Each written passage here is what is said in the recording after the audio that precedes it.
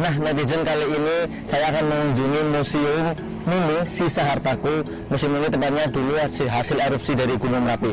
Seperti apa? Ikuti saya.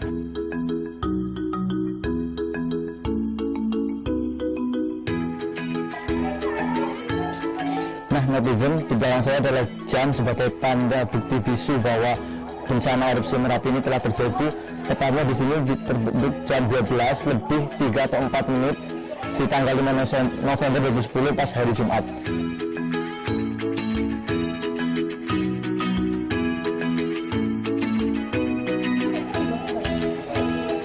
Kali ini saya berada di belakang persis foto-foto dokumentasi pasca terjadinya erupsi Merapi. Sini terlihat banyak sekali foto-foto korban dari manusia sendiri, ada hewan juga di sini dan bangunan-bangunannya yang hancur lebur di sini.